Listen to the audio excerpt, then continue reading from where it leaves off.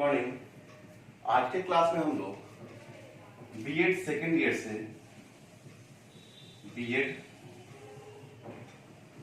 Year से paper C10 inclusive education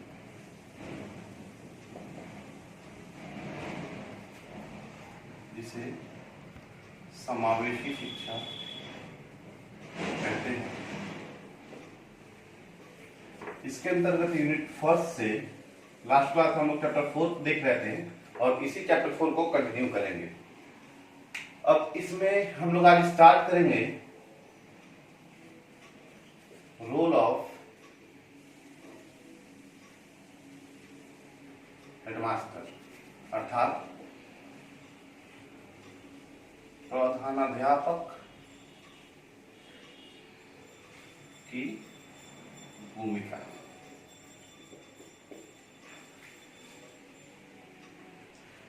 आज जो सबसे पहला टॉपिक हम लोग देखेंगे वह है रोल ऑफ हेडमास्टर अर्थात प्रधानाध्यापक की भूमिका एक विद्यालय में क्या है और पूरे विद्यालय तंत्र के लिए क्या है। तो अगर एग्जाम्पल के तौर पर हम देखेंगे तो हम कह सकते हैं कि जिस प्रकार सौर मंडल में सूर्य की स्थिति है, ठीक उसी प्रकार एक विद्यालय में प्रधानाध्यापक की स्थिति है। वो इसलिए क्योंकि सौर मंडल में सूर्य के इर्द गिर्द सारे ग्रह नक्षत्र घूमते हैं और कार्य करते हैं, ठीक उसी प्रकार एक विद्यालय में प्रधानाचार्य के इर्द गिर्द ही शिक्षकगण और सारे कर्मचारीगण, विद्यार्थी और पूरा एजुकेशन सिस्टम एक प्रधानाचार्य के इर्द गिर्द काम करती है। तो हम कह सकते हैं कि कहीं ना कहीं हेडमास्टर की भूमिका या प्रधानाध्यापक की भूमिका अपने आप में एक महत्वपूर्ण है। चूंकि विद्यालय को सही रूप से चलाने का कार्य एक कुशल प्रधानाध्यापक ही कर सकता है और वही करता भी है, ठीक उसी प्रकार अगर एक विद्यालय में प्रधानाध्यापक की जगह को रिक्त कर दिया जाए तो वह विद्यालय सुचारू रूप से नहीं चल सकता है। क्योंकि विद्यालय का हर एक काम, हर एक कार्य प्रधानाध्यापक के हाथों होता है।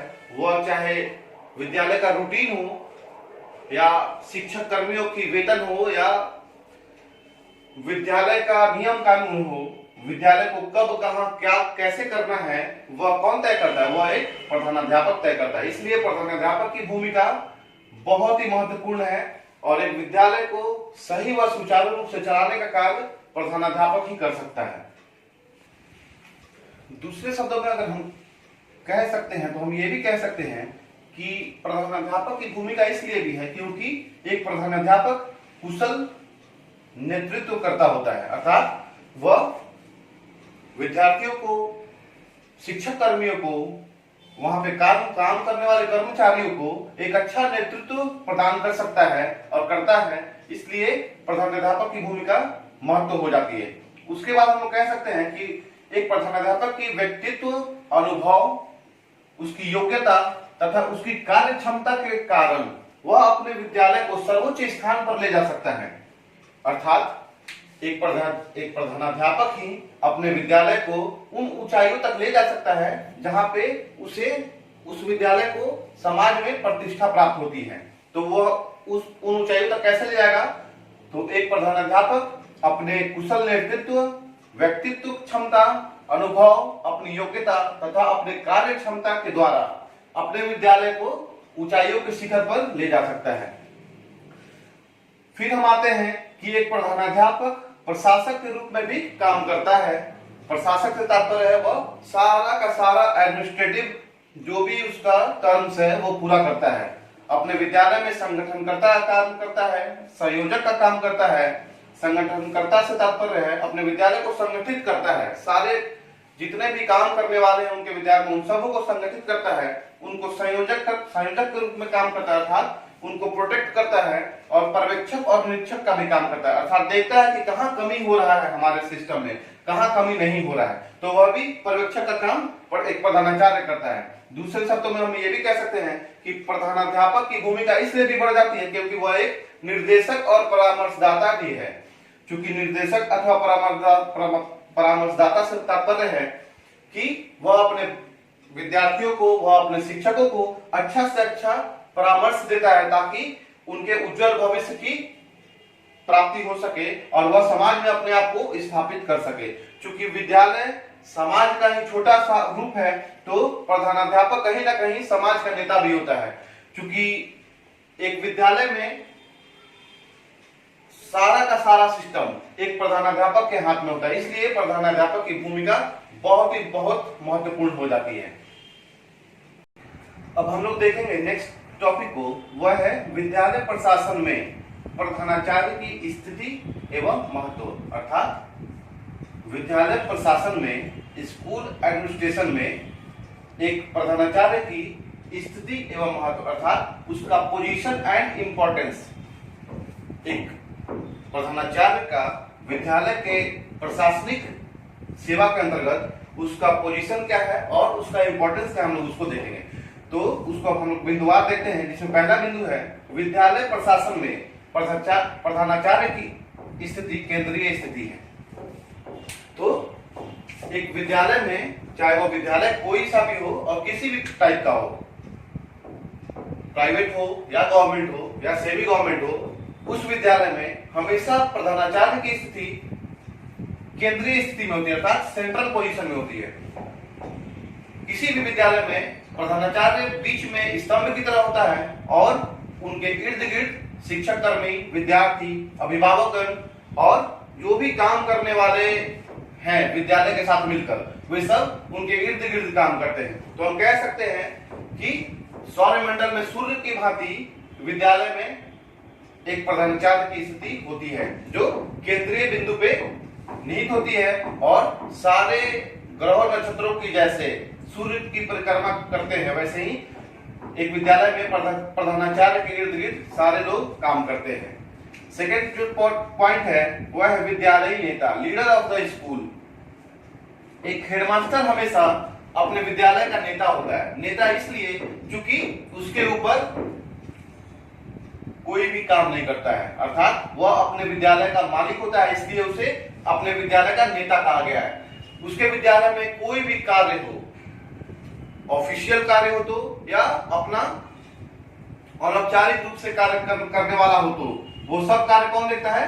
वह सब कार्य एक प्रधानाचार्य ही अपने विद्यालय में देखता है। थर्ड पॉइंट जो है वह है संयोजक या एकीकरण का साधन। यहाँ संयोजक या एकीकरण के साधन से तात्पर्य है कि एक प्रधानाचार्य हमेशा कोऑर्डिनेटिंग एजेंसी का काम करती है।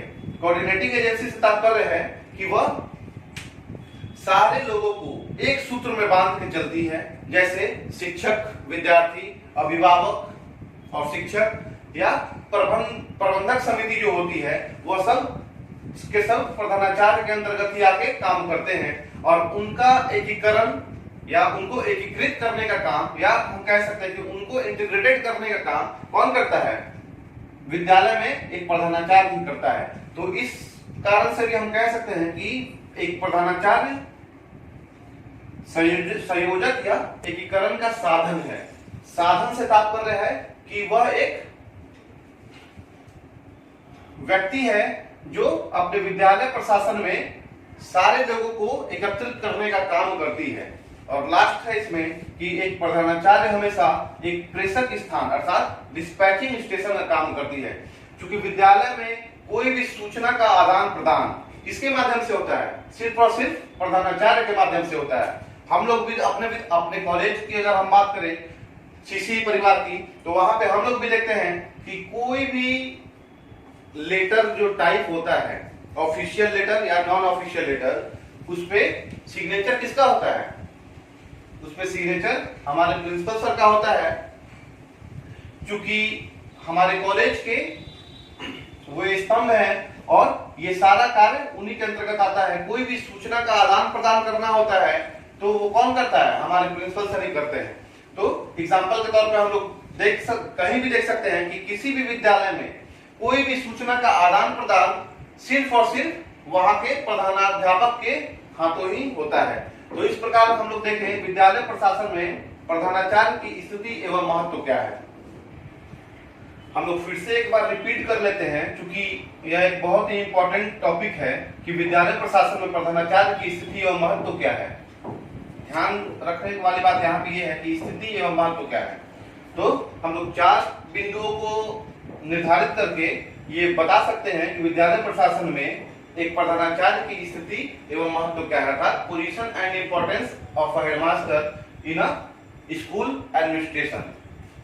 तो पहला जो हम लोग देखे हैं वह है विद्यालय प्रशासन में प्रधानाचार्य की केंद्रीय स्थिति, अर्थात किसी भी विद्यालय में एक प्रधानाचार्य की स्थिति केंद्र में होती है। केंद्र से तात्पर्य है कि जैसे सौरमंडल में सूर्य की स्थिति है केंद्र में और सारे ग्रह नक्षत्र उसके किनारे चक्कर लगाते हैं, वह ठीक वैसे ही एक प्रधानाचार्य की स्थिति उसके विद्यालय में होती है और सारे के सारे शिक्षक कर्मी, विद्यार्थी और जो भी प्रबंधन समिति में हैं और या जो भी अभिभावक हैं वो सब के सब प्रधानाचार्य के इर्द गिर्द चक्कर लगाते हैं और कार्य करते हैं। सेकंड पॉइंट है विद्यालयी नेता, leader of the school.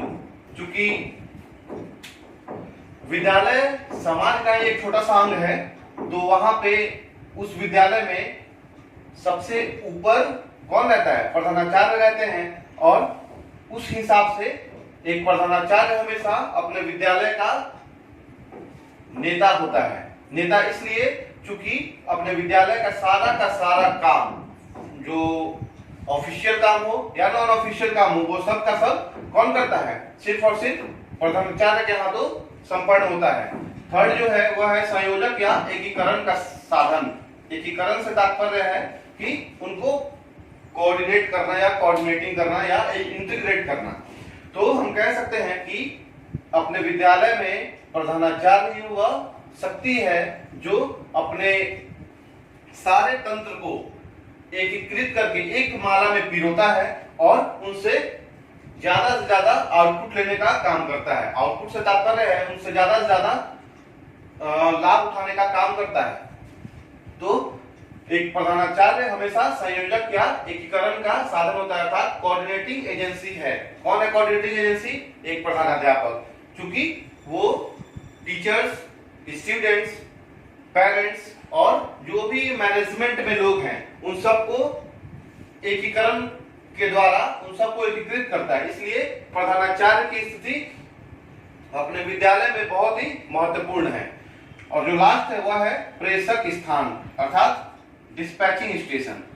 Dispatching station से तात्पर्य है चूंकि किसी भी विद्यालय में सूचना का आदान प्रदान हमेशा प्रधानाचार्य के माध्यम से ही संभव है। वह सूचना चाहे शिक्षकों के लिए हो, वह सूचना चाहे विद्यार्थियों के लिए हो, वह सूचना चाहे मैनेजमेंट समिति के लिए हो या मैनेजमेंट कमेटी के लिए हो, वो सब कहां से डिस्पैच होता है? वो सब डिस्पैच होता है प्रधानाचार्य के माध्यम से। तो इस प्रकार हम लोग देख रहे हैं कि यह एक महत्वपूर्ण टॉपिक है जिसको हम लोग पूरा कर चुके हैं। Thank you.